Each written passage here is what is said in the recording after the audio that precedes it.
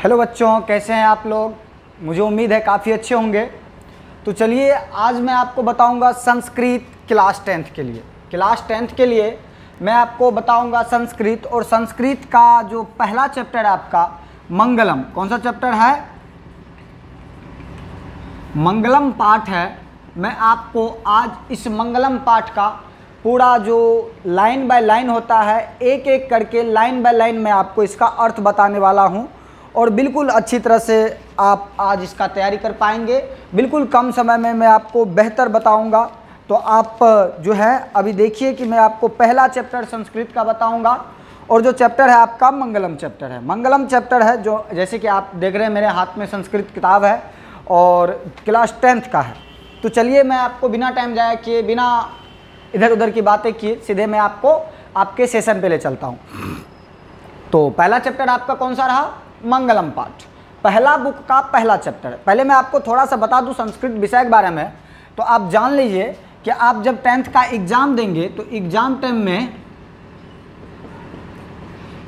Time में आपको संस्कृत का टोटल 100 नंबर का एग्ज़ाम देना है। देखिए टोटल 100 नंबर का एग्ज़ाम देना है, और इस एग्ज़ाम में आपको प्रैक्टिकल मार्क नहीं मिलेगा। प्रैक्टिकल बोले तो आपको साइंस में मिलेगा, और एसएसटी में सोशल स्टडी में आपको टोटल 20-20 नंबर का प्रैक्टिकल मार्क जो स्कूल से दिया जाता है आपको, आपके स्कूल से दिया जाएगा। संस्कृत में आपको वो प्रैक्टिकल मार्क नहीं दिया जाएगा। तो इसीलिए आपको पूरे संस्कृत में कितना का एग्ज़ाम देना है? 100 नंबर का एग्ज़ाम लिखना है, और उसमें आप जितना अपने नॉलेज से ला पाएंगे उतना ही मार्क आपका हुआ। प्रैक्टिकल का मार्क संस्कृत विषय के लिए नहीं होता है। अब रहा तो 100 नंबर में 100 का 100 थ्योरी होगा, जिसमें आपको 50% बिहार के अनुसार, जैसा है कि बिहार में जो बिहार बोर्ड का एग्ज़ाम होता है उसमें 50% ऑब्जेक्टिव दिया जाता है, और फिर 50% आपका सब्जेक्टिव दिया जाता है। 50% ऑब्जेक्टिव दिया जाएगा और 50% जो है आपको सब्जेक्टिव दिया जाएगा। अब टोटल देखिए 50% में क्या 50 का 50 ही ऑब्जेक्टिव देगा? तो देखिए बोर्ड के अनुसार टोटल 60 ऑब्जेक्टिव रहेगा आपके पास, जिसमें आपको निर्देश दिया जाएगा कि आप मात्र 50 ऑब्जेक्टिव को ही बनाइए। जिसमें 50 ऑब्जेक्टिव को बनाइएगा, और उसमें प्रत्येक ऑब्जेक्टिव 1 मार्क का होता है। ये तो साधारण सी बात है, ये तो सबको पता है। चलिए तो 60 ऑब्जेक्टिव दिया जाएगा। 60 ऑब्जेक्टिव में आपको 50 ऑब्जेक्टिव बनाना है, और 50 ही आपका मार्क होगा। इसके बाद 50 मार्क जो है वो 50 मार्क आपको कहाँ से दिया जाएगा? सब्जेक्टिव से दिया जाएगा। तो टोटल ऑब्जेक्टिव कितना हो जाएंगे? 60 हो जाएंगे। ठीक ना। चलिए तो संस्कृत का जो पहला चैप्टर है आपका मंगलम है। हमें लगता है अब आप रेडी हैं। अगर आप हो सके तो अपने कॉपी को लेके बैठे, कॉपी को साथ में रखेंगे, जिससे मैं आपको लिखा भी सकता हूँ तो आप लिख भी सकिएगा। उसे हमें नहीं लगता कि आप लिखने की ज़रूरत पड़ेगी। मैं बिल्कुल आपके दिमाग में सीधा डाउनलोड कर दूंगा। ठीक ना। चलिए तो मंगलम पाठ है, पहला पाठ है। कहता है उपनिषदः वैदिक वाङ्मयस्य अंतिमे भागे दर्शन शास्त्रस्य सिद्धांतान प्रकटयन्ति। आप गौर से सुनिए। कहता उपनिषदः वैदिक वाङ्मयस्य अंतिमे भागे दर्शन शास्त्रस्य सिद्धांतान प्रकटयन्ति। मतलब कि ये उपनिषद जो है, ये पाठ जो है आपका, ये उपनिषद पाठ है। कौन सा पाठ है? उपनिषद पाठ है। ऐसा प्रश्न पूछा जा सकता है कि मंगलम पाठ किस तरह के पाठ हैं, तो ये उपनिषद पाठ है। ठीक। और उसके बाद कहता है उपनिषद की जो है इसमें वैदिक वाङ्मय से अंतिमे भागे दर्शन शास्त्र से सिद्धांतान प्रकटयन्ति। मतलब कि ये उपनिषद जो है आपको वैदिक काल के अंतिम भाग में रचित हुआ था। देखिए वैदिक काल, कौन सा काल? वैदिक काल। इतिहास आप पढ़ेंगे तो वैदिक काल के बारे में आपको पढ़ना होगा। और वैदिक काल जो है ये काल कब से कब तक रहा था? तो मैं आपको बता दूं 1500 ईसा पूर्व से लेकर के 1500 ईसा पूर्व से लेकर के ये कब तक रहा था? 600 ईसा पूर्व तक। 1500 ईसा पूर्व से लेकर के 600 ईसा पूर्व तक का जो इतिहास का काल माना जाता है वो वैदिक काल माना जाता है। समझ में आ रहा है? तो वैदिक काल का जो तिथि है 1500 ईसा पूर्व से लेकर के 600 ईसा पूर्व तक रहा। अब देखिए वैदिक काल को 2 भागों में बांटा गया। वैदिक काल को 2 भागों में बांटा गया। अब कौन कौन भाग है? तो पहला है देखिए आपका ऋग वैदिक काल, ऋग वैदिक काल। ठीक, ऋग वैदिक काल। ठीक। और दूसरा आपका उत्तर वैदिक काल, उत्तर वैदिक काल। उत्तर वैदिक काल। पहला आपका कौन सा है, ऋग वैदिक काल, और दूसरा कौन सा आपका उत्तर वैदिक काल। समझ रहे हैं। अब देखिए ऋग वैदिक काल का जो समय है वो है 1500 ईसा पूर्व से लेकर के ईसा पूर्व से चलता है और 1000 ईसा पूर्व तक रहता है। मतलब पहला चरण पहले जो समय है उन समय को दो भागों में बांटा। पहला समय है आपका 1500 ईसा पूर्व से लेकर 1000 ईसा पूर्व तक, यहाँ तक के काल को ऋग वैदिक काल कहा गया। कौन सा काल कहा गया, ऋग वैदिक काल कहा गया। इसके बाद शुरू होता है उत्तर वैदिक काल। तो देखिए इतिहास में जब भी कोई समय अवधि खत्म होने वाला रहता है तो उसको उत्तर दिया जाता है, मतलब उसका नाम उत्तर कहा जाता है। समझ रहे हैं ना। तो वैदिक काल है और लास्ट एज में है, मतलब अब वैदिक काल खत्म होने वाला होता है तो इसको कह दिया उत्तर वैदिक काल। ये रहता आपका 1000 ईसा पूर्व से 600 ईसा पूर्व तक, 600 ईसा पूर्व तक। अब देखिए यहाँ पे क्या होता है कि उपनिषद की रचना जो होती है इन्हीं उत्तर वैदिक काल में किसकी रचना होती है, उपनिषद की। अब हमें अभी तक तो ये पकड़ में आ गया कि उपनिषद जो है, उपनिषद कब अस्तित्व में आया, उपनिषद का रचना कब हुआ। तो उपनिषद का रचना होता है उत्तर वैदिक काल में। किस काल में, उत्तर वैदिक काल में। अब देखिए उपनिषद जो है ये क्या करता है, दार्शनिक सिद्धांत को प्रकट करता है। अब दार्शनिक सिद्धांत किसको कहेंगे, वो जो भगवान का भक्ति करता है, वो जो सत्य क्या है, असत्य क्या है, पाप क्या है, पुण्य क्या है, अच्छा क्या है, बुरा क्या है, जो नैतिकता है आपकी, उन्हीं नैतिकता को मूल रूप से बताया जाता है। जो धार्मिकता है आपकी, जो अध्यात्म है आपकी, जो परमात्मा से संबंधित तथ्य हैं, वो जो विषय हैं जिसमें परमात्मा के गुणगान किए जाते हैं, अल्लाह खुदा का गुणगान किया जाता है, भगवान का नाम लिया जाता है, भगवान के बारे में बताया जाता है, उन्हीं सब विचारों को दार्शनिक विचार कहते हैं। क्या कहते हैं, दर्शन। ये सब आएंगे आपको दर्शन शास्त्र में। किसमें आएंगे, दर्शन शास्त्र में। अब जब दर्शन शास्त्र में आएंगे तो स्वाभाविक है ये दार्शनिक विचार हुए। कैसे विचार हुए, दार्शनिक विचार हुए। तो चलिए यहां तक तो समझ गए। कहता उपनिषद वैदिक वांडमयस अंतिमे भागे दर्शन शास्त्र से सिद्धांतान प्रकटयन्ति। मतलब ये जो वैदिक काल है उसके अंतिम में क्या होता है, उत्तर वैदिक काल में उपनिषद की रचना होती है। और उपनिषदों की संख्या अगर आपसे पूछा जाए तो उपनिषदों की टोटल संख्या 108 है। उपनिषदों की टोटल संख्या कितनी है, 108 है। इस पॉइंट को आप याद रखें, आप इसको नोट करके रखें। तो उपनिषदों की संख्या टोटल कितनी है, 108 उपनिषदों की संख्या है। अब इसमें कैसे चैप्टर दिए गए, तो ये दार्शनिक विचार से संबंधित चैप्टर है। कैसे हैं, दार्शनिक विचार से संबंधित चैप्टर है। आगे कहता है और इसमें परमात्मा के जो महिमा है उनको गाया जाता है। तो दार्शनिक सिद्धांत को कौन प्रकट करता है, उपनिषद प्रकट करता है। उपनिषद कैसे विचार को प्रकट करते हैं, किस सिद्धांत को प्रकट करते हैं, तो ये करते हैं दार्शनिक सिद्धांत को प्रकट करते हैं। यह ऑब्जेक्टिव में पूछा भी जाता है। अगला देखिए, कहता है सर्वत्र परम पुरुषस्य परमात्मनः महिमा प्रधानतया गीयते। अब स्वाभाविक है उपनिषद में परमात्मा की महिमा को गाया जाता है। तो उस शास्त्र के अनुसार अगर आप देखेंगे तो क्या है कि सभी जगह परमात्मा की, उस अल्लाह खुदा की, उस भगवान का जो है वो गुणगान गाया जाता। उन भगवान का क्या होता है, गुणगान गाया जाता। उनकी महिमा प्रधान है, वही इस जगत के पालनहार है, ये बात बताया जाता है। तो सर्वत्र परम पुरुषस्य परमात्मनाः महिमा प्रधानतया गीयते।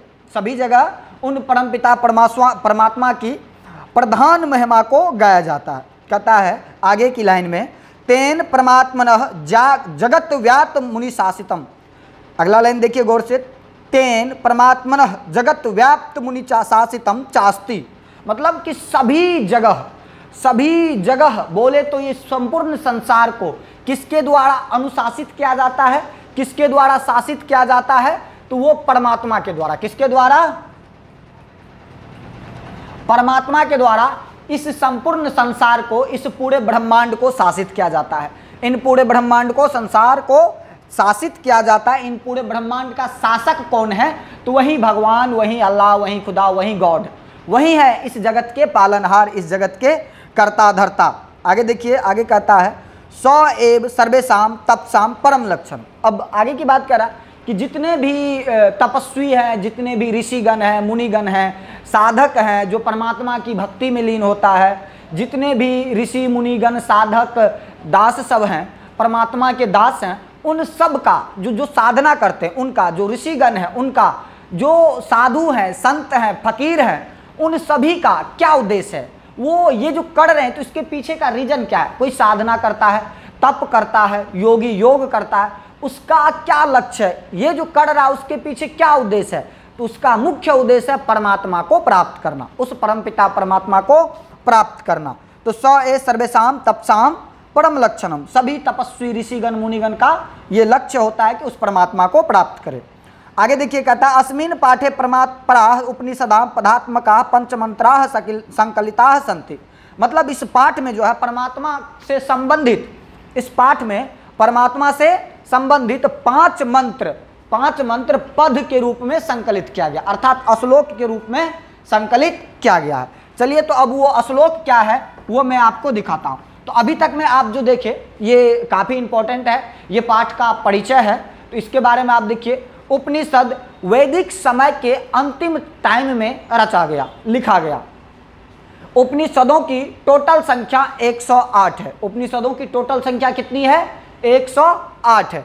उसके बाद देखिए उपनिषद कैसे सिद्धांत को प्रकट करते हैं, कैसे सिद्धांत को दर्शाते हैं।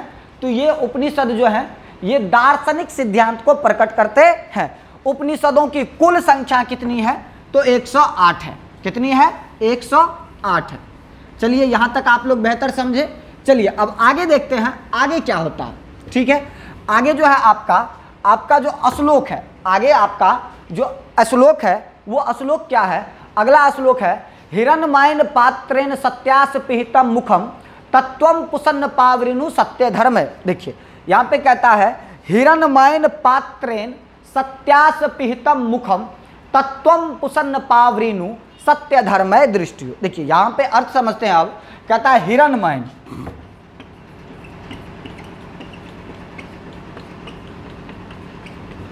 देखिए हिरण्मयेन पात्रेण अर्थात सोने के पात्र से। किस पात्र से? सोने के पात्र से। सोना, सोना समझ रहे हैं? वो सोना घर पे जो सोते हैं वो वाला सोना नहीं, ये बहुमूल्य धातु वाला सोना है। हाँ, वो घर पे सोना होता है ना, वो सोना नहीं है। सोने के पात्र, पात्रेण मतलब पात्र। अब आप कहिएगा पात्र मतलब क्या होता है? पात्र मतलब हुआ कि जो भी बर्तन होता है, आप यहाँ पे वो जार समझिए। क्या समझिए? जार। जार मतलब तो आप समझ रहे हैं, इतिहास के क्लास में आप पढ़े होंगे कि जार मतलब क्या होता है?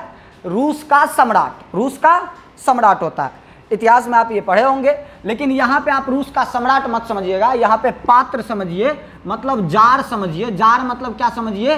बर्तन समझिए, बर्तन समझिए। बर्तन मतलब कोई वस्तु समझ लीजिए आप। कोई वस्तु मतलब ये ढकने वाला, ये जो आप किसी भी चीज़ को आप ढक देते हैं, किसी भी चीज़ को अगर आप ढकते हैं तो इसको क्या कहेंगे? एक पात्र कहेंगे। क्या कहेंगे? पात्र कहेंगे। जैसे कोई चादर ओढ़ा देती है, हम चादर ओढ़ा दे, या फिर कोई कंबल ओढ़ा दे, तो किसी वस्तु का आप कंबल ओढ़ा दीजिए, चादर ओढ़ा दीजिए या भोटिया ओढ़ा दीजिए, जो भी होता है आप समझ सकते हैं।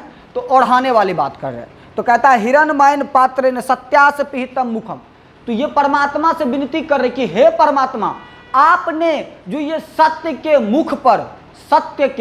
मुख पर ये सोने रूपी आवरण को चढ़ा दिए हैं। सोने रूपी आवरण को चढ़ा दिए हैं, सोने जैसे पात्र को चढ़ा दिए हैं। उस पात्र को आप क्या करें? हटा दे। तत्वम पुसन्न पावृनु सत्य धर्म दृष्टि।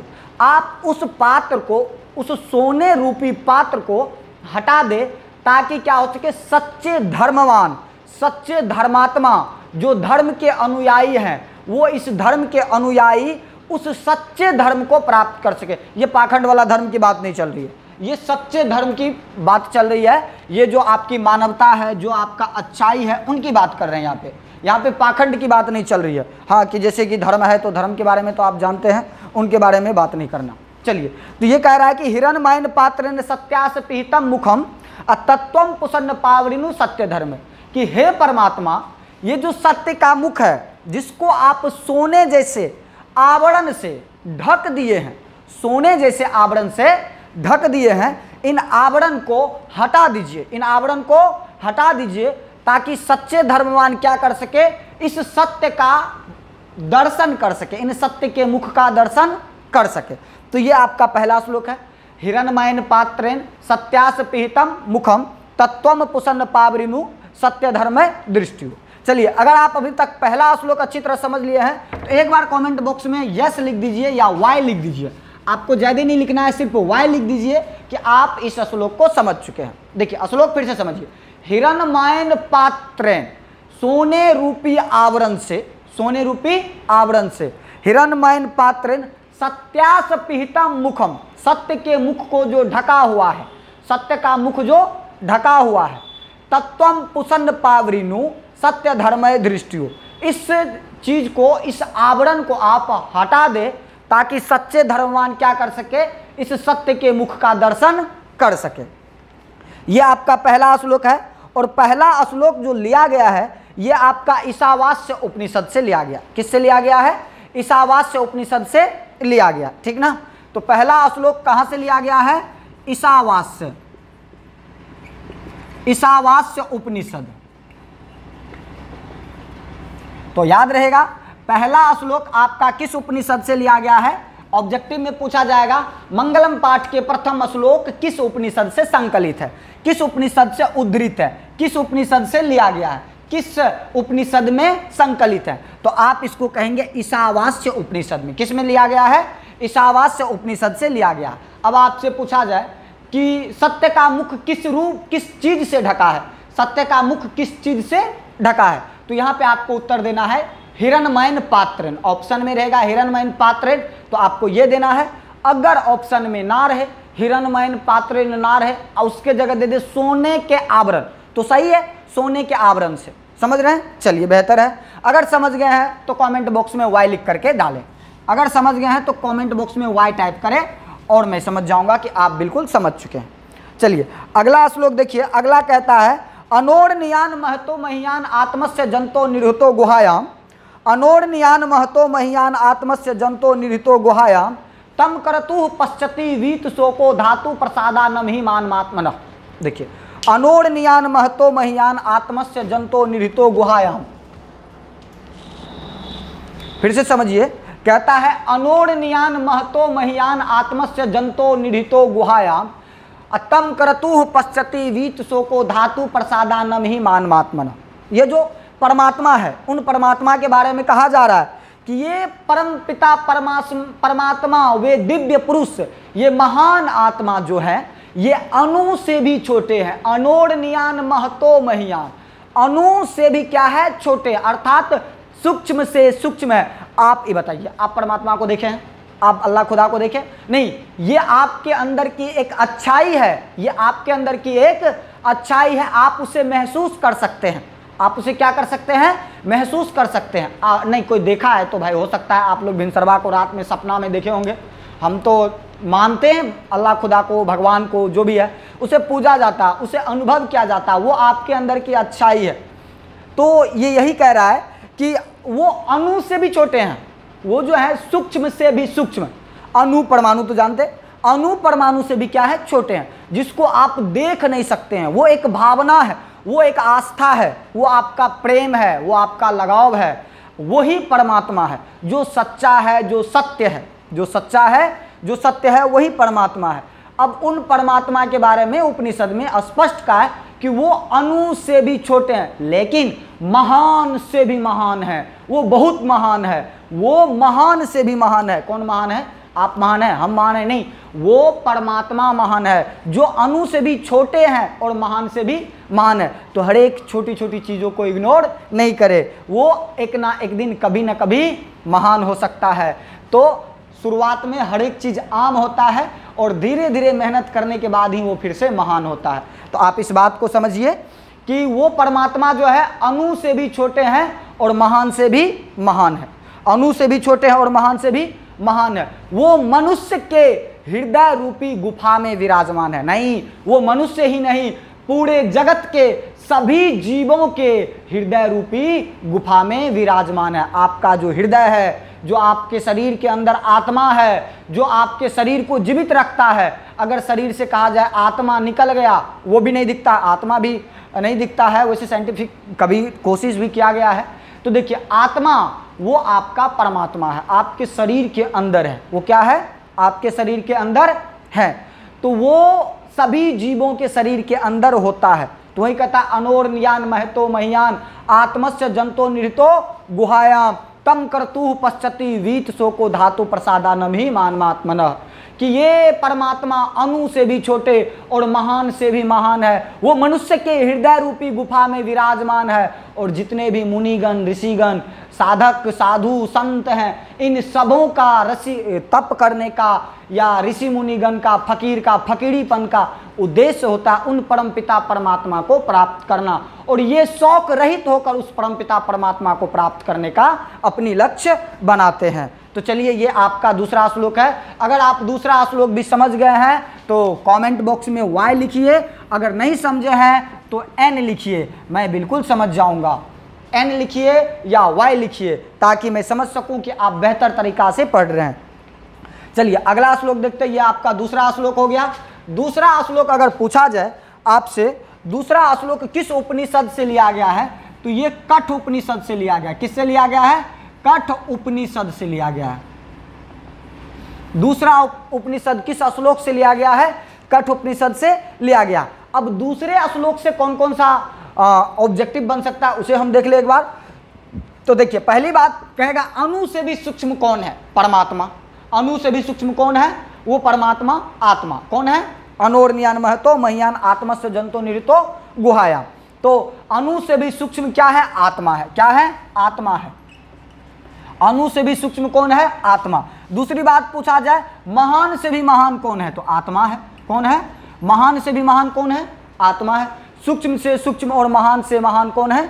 आत्मा है। मनुष्य के हृदय रूपी गुफा में क्या विराजमान है? आत्मा है। कौन है? मनुष्य के हृदय रूपी गुफा में कौन विराजमान है? आत्मा विराजमान है। मनुष्य के हृदय रूपी गुफा में कौन विराजमान है? आत्मा विराजमान है। तो ये सब मुख्य ऑब्जेक्टिव हुआ। दूसरा श्लोक मंगलम पाठ का दूसरा श्लोक किस उपनिषद से उद्धृत है? किस उपनिषद से लिया गया है? किस उपनिषद से उदित है? तो आप कह सकते हैं ये कठ उपनिषद से उदित है। चलिए बेहतर है, आगे देखते हैं। यह आपका दूसरा श्लोक हुआ। अगला कहता है तीसरा श्लोक, देखिए। चलिए अभी आपके पास समय थोड़ा कम है, लेकिन आप अगर आप रेगुलर बने रहते हैं तो मैं आपको इतना ज़रूर कह सकता हूं कि संस्कृत का आपको चिंता नहीं लेना है। संस्कृत का बिल्कुल चिंता नहीं लेना है। मैं आपको ये सेशन सीरीज करा रहा हूँ, इसके जस्ट बाद मैं आपको ऑब्जेक्टिव सेशन का ऑब्जेक्टिव सीरीज करवाऊंगा, उसके जस्ट बाद में सेशन का आपको सब्जेक्टिव सीरीज करवाऊंगा। फिर आपका जो भी होगा 10 से 15 मॉडल सेट भी आपसे लगवाऊंगा, जिससे आपकी तैयारी बिल्कुल अच्छी हो जाए और संस्कृत में आप 99% कर सके, 99% कर सके। कोई बड़ी बात नहीं है, आसानी से होता है, बिल्कुल कोई बड़ी बात नहीं है। चलिए अगला कहता है सत्यमेव जयते नानिर्तम सत्येन पंथा विततो देवयानः येन कर्मंतरिष्यो हामापत कामा यत्र तत्र सत्यस्य परम निधानम। मैं ज़्यादा समय नहीं लूंगा आपका, मैं सीधे इस श्लोक का अर्थ बताऊंगा। पहली बात जान लीजिए कि यह श्लोक मुंडक उपनिषद से लिया गया। इससे पहले जो लिया गया था वो कठ से लिया गया था, ये मुंडक से लिया गया है। मुंडक उपनिषद, मुंडको उपनिषद जो कहा जाता है, मुंडको उपनिषद से लिया गया, ठीक ना। देखियो तो ये क्या है? सत्यमेव जयते, भारत का राष्ट्रीय आदर्श लाइन जो है, आदर्श शब्द जो है, ये भी क्या है? सत्यमेव जयते। क्या है? सत्यमेव जयते। तो यही भी यहाँ भी कह रहा है सत्यमेव जयते। आप देखे होंगे कि अच्छे अच्छे ऑफिसर जो डबल स्टार ट्रिपल स्टार होते हैं उस पर यहाँ पे लिखा होता है सत्यमेव जयते। आपका भी सपना है तो तैयारी कीजिए उमझ के।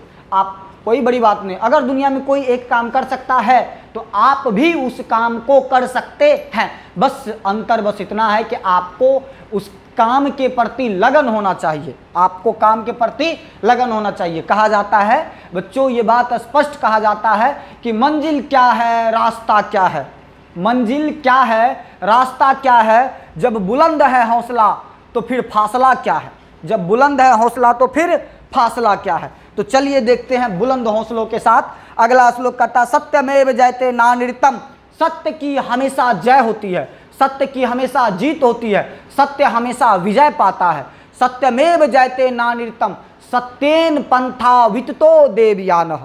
और असत्य की जीत नहीं होती है। सत्यमेव जयते नानिर्तम, असत्य की जीत नहीं होती है। सत्य परेशान हो सकता है लेकिन पराजित नहीं, सत्य परेशान हो सकता है लेकिन पराजित नहीं। इसका मतलब विजय किसका होगा? सत्य का होगा। आप जो भी देखिए सत्य का हमेशा विजय होता है। अगला कहता है इसी में कि सत्यमेव जयते नानिर्तम, सत्य की हमेशा विजय होती है, असत्य की नहीं। सत्येन पंथा विततो देवयान, और इन्हीं सत्य के मार्ग पे चलकर, इन्हीं सत्य के मार्ग पे चलकर आप देवता को प्राप्त कर सकते हैं, देवत्व को प्राप्त कर सकते हैं। देखिए ये बात आप अपने मन से या अपने वहम से निकाल रखें कि देवत्व, देवता को प्राप्त करना यह स्पष्ट अर्थ करता है कि आपके अंदर देवत्व का गुण आ जाए, देवता जैसे गुण आ जाए, आप देवता को प्राप्त कर जाइएगा, आप परमपिता परमात्मा को प्राप्त कर लीजिएगा। उसको प्राप्त करने का, उसको धारण करने का ये स्पष्ट अर्थ है। इन अर्थ को आप नकार नहीं सकते हैं कि जिस दिन आपके अंदर देवत्व की भावना आ गई, देवता के गुण आ गए, अच्छे गुण आ गए, आप उस देवता को प्राप्त कर लिए हैं। ये देवता आपके अंदर हैं, आप इसे पहचान नहीं पाते हैं, आप इसे देख नहीं पाते हैं। तो यही आपको समझना है। संस्कृत संस्कार का विषय है, संस्कृत संस्कार का विषय है, समझ रहे ना। ये देवलोक की वाणी है, आप इसे बेहतर समझिए, आप इसे अपने नैतिकता में उतारिए। आगे देखिए कहता है कि सत्येन पंथा विततो देवयान, इन्हीं सत्य के मार्ग पे चल करके, इन्हीं अच्छाई के मार्ग पे चल करके, सच्चाई के मार्ग पे चल करके आप उस देवता को प्राप्त कर सकते हैं, उस देवत्व को प्राप्त कर सकते हैं। आगे कहता है ये ना कर्मंत्रिस्यो हामापत्र कामा यत्र तत्र सत्यस परम निधानम, ये ना कर्मंत्रिस्यो हामापत्र कामा यत्र तत्र सत्यस परम निधानम। जितने भी ऋषिगण हैं, मुनिगण हैं, जितने भी साधक हैं, ये सब जो आप देख रहे हैं, ये सब क्या हैं? ये सब देवता के मार्ग को प्रशस्त करते हैं, ये सब देवता के मार्ग को प्रशस्त करते हैं। इन्हीं सत्य के मार्ग पे चलकर वो देवत्व को प्राप्त करते हैं। तो चलिए आपका ये तीसरा श्लोक भी होता है। तीसरा श्लोक आपका इस तरह से हो जाता है। तो आप तीसरा श्लोक का अब थोड़ा ऑब्जेक्टिव लिख लीजिए। अगर इसको समझ गए हैं तो वाई लिखिए, अगर ना समझे हैं तो एन लिखिए। मैं आपको ये बार बार समझा रहा हूँ कि अगर आप समझ गए हैं तो वाई लिख दीजिए, अगर नहीं समझे हैं तो एन लिख दीजिए। खैर अगर आप लिख रहे हैं तो हमें खुशी होगी, मेरा भी मनोबल बढ़ेगा, कोई दिक्कत नहीं। चलिए तो देखिए इससे आप कुछ ऑब्जेक्टिव देख लें। देखिए ये सबसे पहले कि सत्यमेव जयते नानिर्तम सत्यन पंथा विततो देवयाना, विततो देवयाना ये ना कर्मंत्रिस्यो हामापत्र कामा यत्र तत्र सत्यस परम निधान। यह श्लोक किस उपनिषद से लिया गया है? तो पहला तो यही है कि आपको पहले 2 शब्द दे देंगे, अब बाद में 2 शब्द दे देंगे, अब बीच में लाइन काट देंगे। एग्जामिनर तो बड़ा फ्रॉड होते हैं, उसका तो यही काम है कि आपको कंफ्यूज किस तरह से किया जाए। तो दे दे कि आपको सत्यमेव जयते डैश डैश डैश डैश यत्र तत्र सत्यस परम निधानम। यह उपनिषद किस यह श्लोक किस उपनिषद से लिया गया? तो मुंडको उपनिषद से लिया गया है। कहां से लिया गया है? मुंडको। अब ये पूछ दे कि सत्यमेव जयते, सत्यमेव जयते, सत्यमेव जयते, यह पंक्ति किस उपनिषद से लिया गया? तो मुंडक उपनिषद से लिया गया, मुंडको उपनिषद से लिया गया है। आप ये भी बता सकते हैं, ये भी आपसे पूछा जा सकता है। अगला आपसे पूछा जाए कि सत्य की क्या होती है? सत्य की हमेशा जय होती है। सत्य की क्या होती है? जय, विजय, जीत होती है, और सत्य की जीत नहीं होती है। आपसे अगर पूछा जाए कि सत्य, ये देवलोक के मार्ग कौन प्रशस्त करते हैं? तो सत्य प्रशस्त करते हैं। कौन प्रशस्त करते हैं? सत्य को, सत्य ही प्रशस्त करते हैं। ठीक, चलिए तो यह श्लोक आपका हो गया। इसमें ज्यादा कुछ नहीं है। आपको यह बात याद रखना कि यह श्लोक लिया कहां से गया है, और आप श्लोक का अर्थ भी याद करिए। अगर हो सके तो आप श्लोक ही याद कर लीजिए, अर्थ भी कीजिए, श्लोक ही याद कर लीजिए। अगला श्लोक देखिए, अगला श्लोक काफी अच्छा श्लोक है। जो श्लोक आपका ये मुंडको था, ये कहां से था? मुंडको। और नेक्स्ट वाला भी इसी से लिया गया है। नेक्स्ट श्लोक भी आपका इसी से लिया गया है। मैं इधर मिट दूं थोड़ा।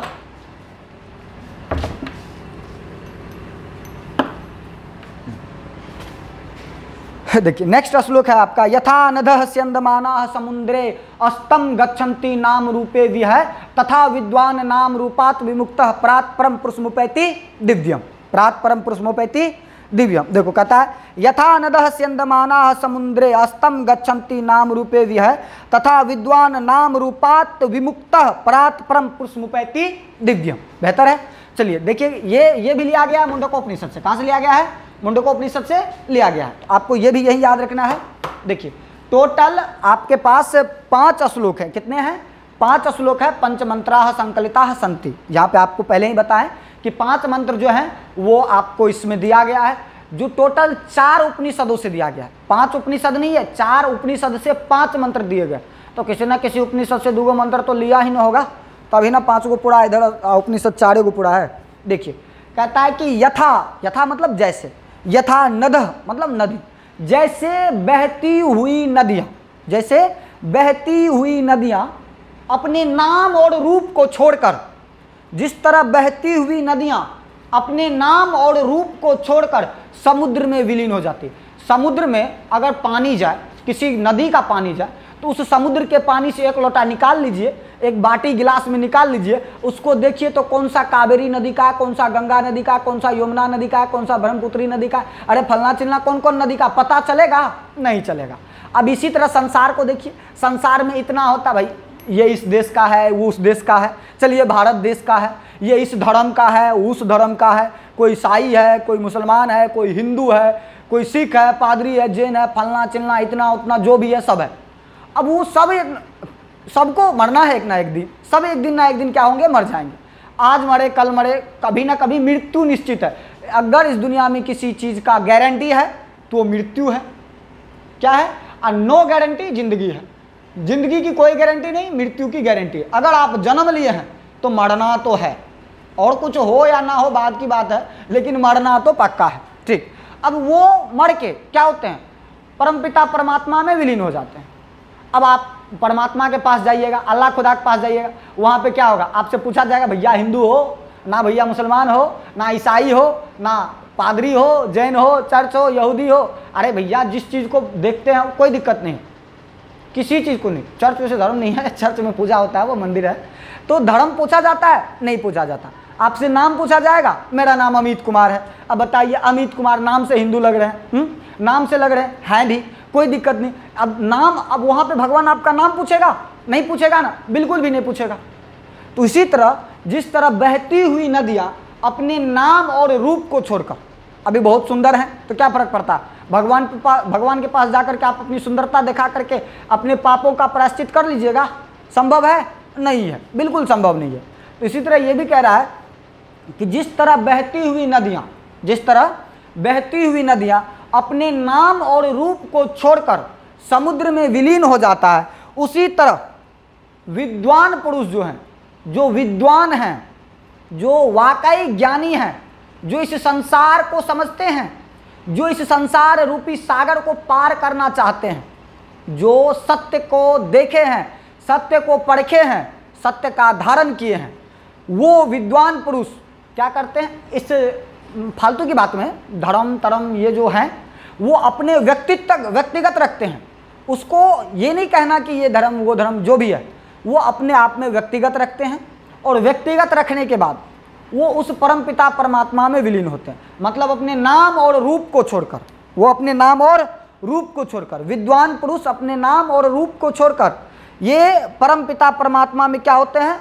विलीन हो जाते हैं। जिस प्रकार बहती हुई नदियाँ अपने नाम और रूप को छोड़कर परमपिता परमात्मा में विलीन होते हैं, उसी तरह विद्वान पुरुष अपने नाम और रूप को छोड़कर उस दिव्य पुरुष में, उस परमपिता परमात्मा में विलीन हो जाते हैं। ये आपका कौन सा था? ये आपका चौथा श्लोक था। यह श्लोक भी कहाँ से लिया गया है? मुंडकोपनिषद से लिया गया है।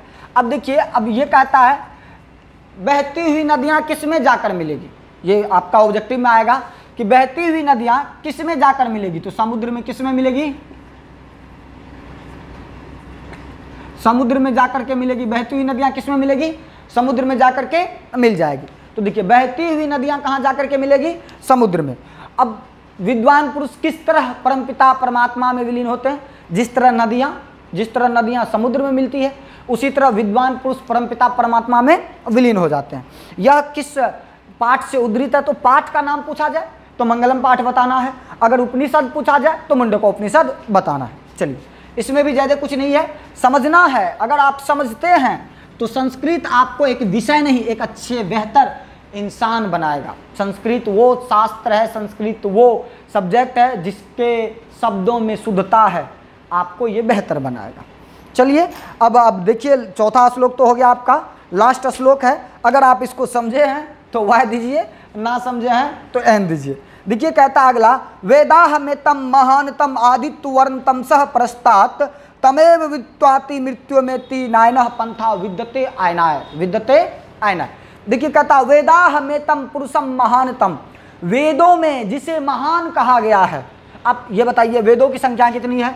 वेदों की संख्या 4 है, ऋग्वेद, सामवेद, यजुर्वेद, अथर्ववेद। ऋग्वेद, सामवेद, यजुर्वेद और अथर्ववेद, वेदों की संख्या कितनी है? 4 है। तो यही कहता है कि वेदों में जिसे महान बताया गया है भी महान, वेदों में जिसे महान बताया गया है, जिसे प्रकाश रूप बताया गया है, प्रकाश का रूप बताया गया है। वेदाह में तम महानतम आदित्य वर्ण तमसह प्रस्तात, जिसे आदित्य वर्ण बताया गया है, सूर्य से जैसा बनाया गया है। सूर्य है जो इस जगत को प्रकाशित करता है, इस जगत को प्रकाशित सूर्य करता है, वो परमात्मा। आप सूर्य देवता को पूजते हैं, आप उस परम पिता परमात्मा को पूजते हैं। तो जो प्रकाश स्वरूप है, जो इस जगत को अंधेरा से दूर कर रोशनी में लाता है, अंधकार से निकाल करके प्रकाश के ओर ले जाता है, जैसे आप गुरु समझते हैं, गुरु समझ रहे हैं, जिसका अर्थ होता है अंधकार से प्रकाश में ले जाना। उसी तरह इस जगत के जो गुरु हैं, इस जगत के जो शासक हैं, पहले ही बताया गया, इस जगत के जो शासक हैं, इस जगत के जो चांसलर हैं, कौन है? इस जगत के शासक परमात्मा हैं। और वो परमात्मा इस जगत में प्रकाश के जैसे हैं। कैसे हैं? प्रकाश के स्वरूप हैं। आदित्य वर्ण तमसह प्रस्तात तमेव विदित्वाति मृत्यु मेति, तमेव विदित्वाति मृत्यु मेति नायनः पंथा विद्यते आयनाय। अब देखिए, उसी प्रकाश को, उसी दिव्य पुरुष को, उसी परमात्मा को जानकर, उसी परमात्मा को पहचान कर, ये जो जगत में आने जाने वाले हैं, जगत में जितने भी जीव चराचर हैं, जितने भी जगत के जो भी हैं, जगत में जीवित हैं, जो जीव जंतु हैं, वो सभी, केवल मानव ही ना समझे, वो सभी एक ना एक दिन उस परमपिता परमात्मा को प्राप्त कर जाते हैं।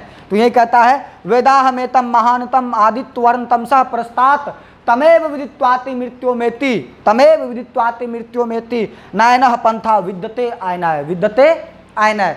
अब देखिए कि ये जगत के जो शासक हैं, जिसे वेदों में महान कहा गया है, जो प्रकाश स्वरूप है, अंधकार से प्रकाश में ले जाने वाला है, उसी परम पिता परमात्मा, उसी दिव्य पुरुष, उन्हीं ब्रह्म आत्मा को जानकर जितने भी जगत के जीव हैं, जितने भी जीव जंतु हैं, उन सभी का कल्याण होता है, उन सभी को मोक्ष मिलता है, वो सभी इस जगत से मुक्ति पाते हैं।